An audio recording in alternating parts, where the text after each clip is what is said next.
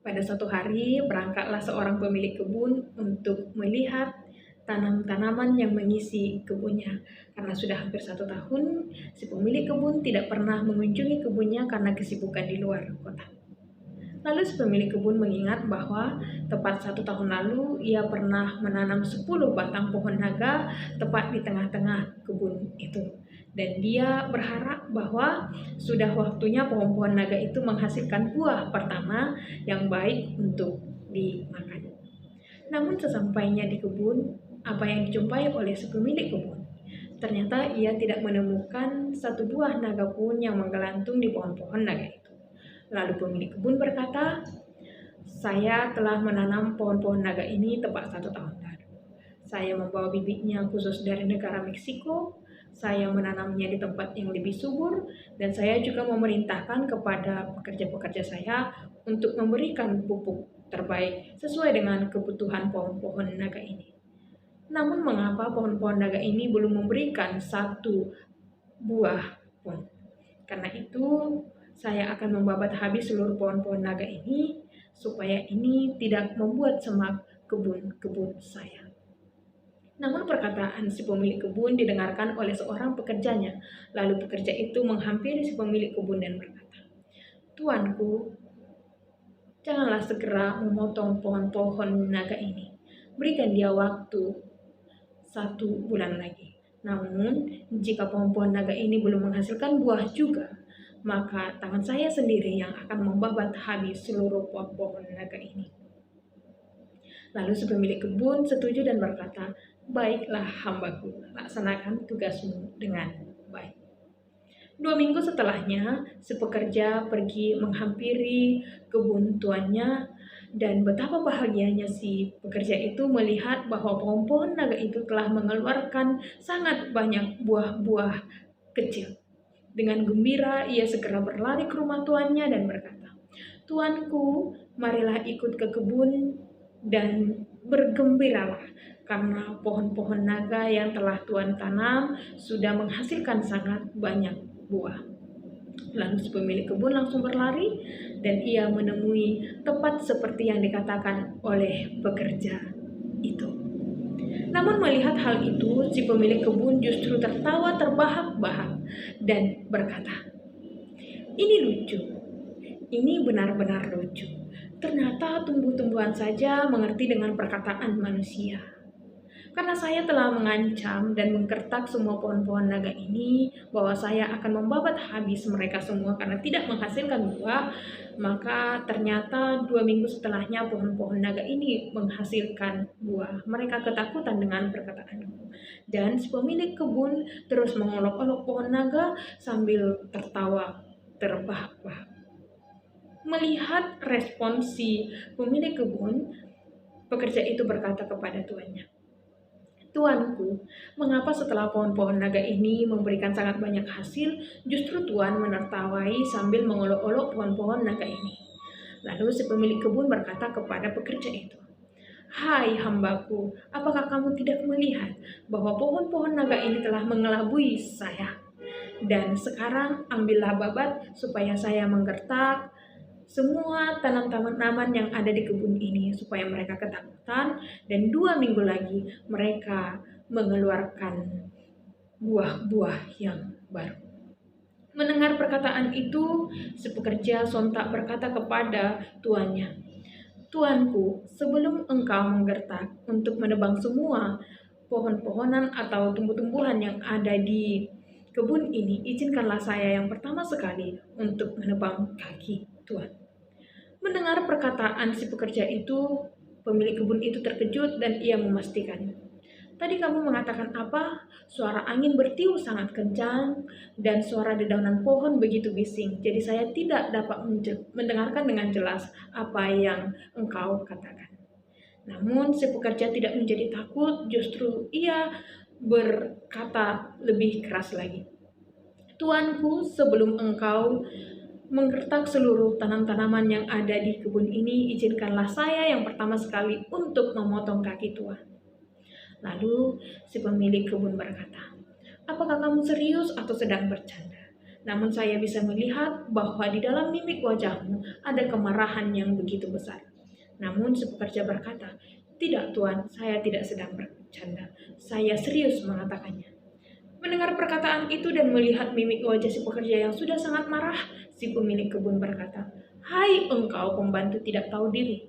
Aku telah mempekerjakanmu di ladangku bertahun-tahun. Aku memberimu makan dan minum, dan aku juga memberimu upah.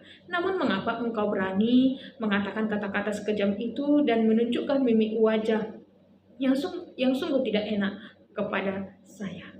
Lalu si pekerja berkata, "Tuanku, maafkanlah hambamu ini. 20 tahun lamanya Tuan, aku bekerja kepada Tuan. Belum pernah sekalipun aku berani untuk mengatakan kata-kata kasar atau membantah perintah Tuan. Namun kali ini Tuan, saya harus mengatakannya.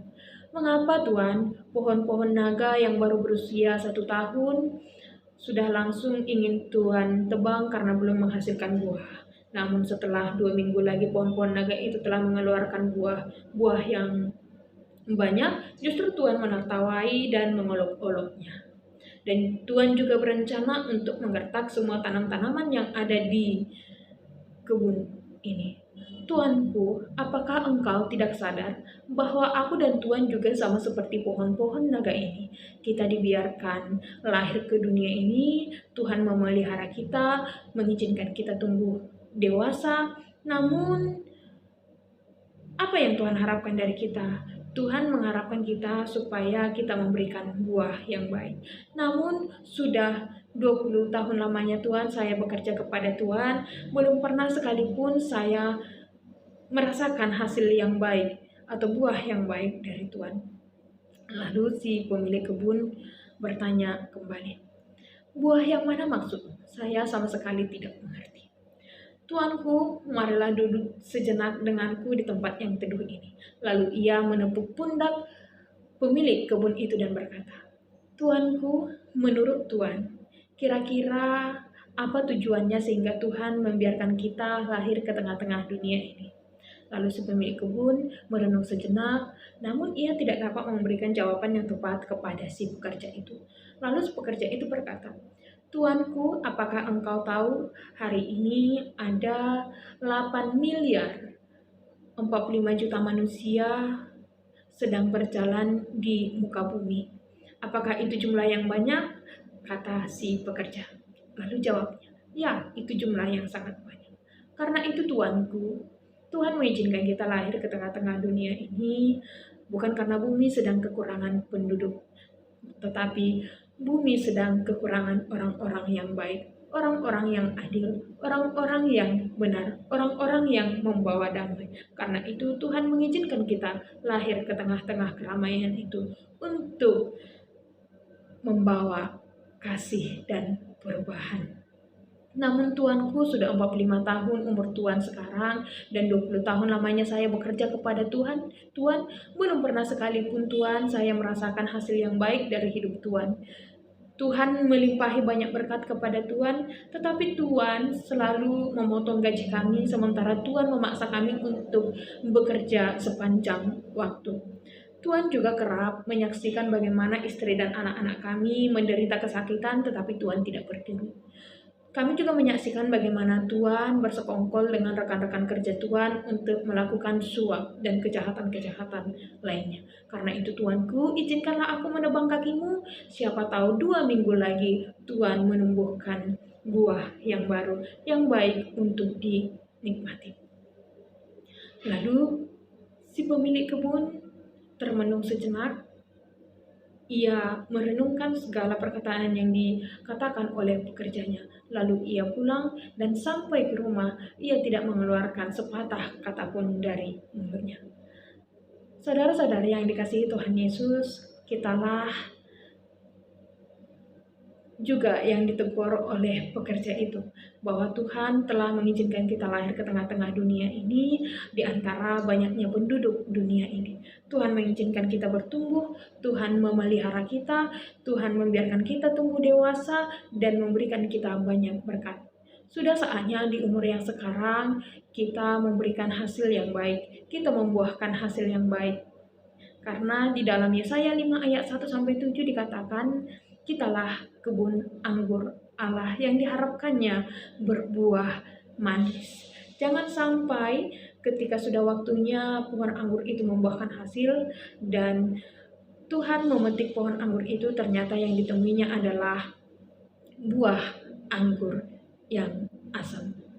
Apakah yang dimaksud dengan buah anggur yang manis dan apa yang dimaksud dengan buah anggur yang asam? Saudara-saudari yang dikasihi Tuhan Yesus Kristus, tentunya ketika kita menanam buah-buahan, kita berharap suatu saat kita akan mengambil hasilnya. Jika kita menanam pohon jeruk hari ini, berarti kita berharap beberapa tahun ke depannya kita akan memetik buah jeruk. Jika kita menanam di kebun kita ada bibit semangka, berarti kita berharap 1 bulan lagi atau beberapa bulan ke depan kita akan memetik buah semangka yang baik untuk dimakan. Dan jika Tuhan sendiri menanam pohon anggur, tentunya Tuhan berharap Tuhan dapat memetik buah anggur itu dan boleh dinikmati oleh orang lain. Dan ketika buah-buahan itu tadi sudah membuahkan hasil, tentunya tidak kita biarkan. Kita akan mengambilnya, kita akan mencicipi, dan mungkin akan kita berikan kepada saudara-saudara kita dan akan kita jual kepada orang lain.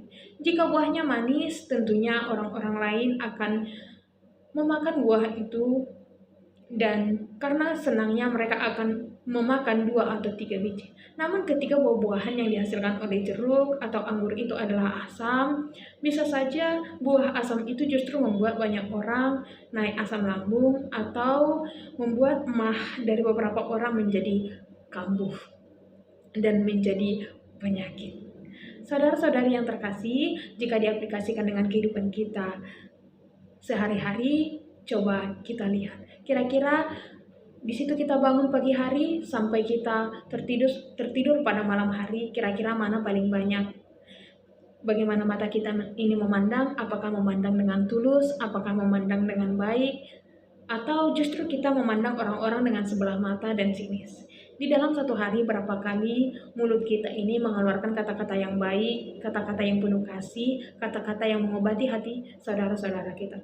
Dan berapa kali di dalam sehari justru mulut kita ini mengeluarkan kata-kata yang asam, yang membuat orang lain terbatin atau trauma, yang membuat orang-orang menangis, yang membuat orang-orang terluka. Di dalam satu hari berapa kali tangan kita ini mengerjakan hal-hal yang baik, berapa kali tangan kita ini menguatkan orang-orang yang terluka, dan di dalam satu hari berapa kali tangan kita ini melakukan hal-hal yang tidak baik, dan berapa kali tangan kita ini melakukan kejahatan kepada orang lain. Di dalam satu hari berapa kali kita membohongi, berapa kali kita menipu saudara-saudari kita. Saudara-saudari yang terkasih, Tuhan mengharapkan kita supaya ketika kita hadir di sebuah perkumpulan, kita memberikan buah yang manis, yang baik untuk dinikmati orang lain. Tuhan mengharapkan kita untuk datang ke tengah-tengah dunia ini membawa keadilan dan kebenaran, untuk memperdulikan orang-orang kecil, untuk menyatakan kebenaran, dan untuk selalu memberikan kasih dengan cara yang benar. Karena itu kitalah pohon anggur Tuhan yang telah dibiarkan tumbuh dewasa, dan Tuhan juga memberkati kita sampai hari ini. Dan kiranya Tuhan menemukan buah yang baik dari kita yang dapat menyenangkan hati Tuhan dan juga baik bagi orang lain. Jangan sampai karena kita tidak membuahkan buah yang baik, sementara sudah waktunya kita berbuah, justru kita jadi dilantarkan sama seperti kebun anggur yang dilantarkan oleh Tuhan. Namun kita yakin karena kita semua adalah orang-orang yang dikasihi Allah dan kita tahu Tuhan memelihara kita, Tuhan memberkati kita, maka kita merespon kebaikan Allah dengan memberikan buah yang baik dan memberikannya kepada saudara-saudari kita. Tuhan Yesus memberkati kita dan Tuhan memampukan kita untuk datang ke tengah-tengah perkumpulan dan ke tengah-tengah persekutuan, membawa keadilan, kebenaran, kasih, dan kepedulian kepada sesama manusia.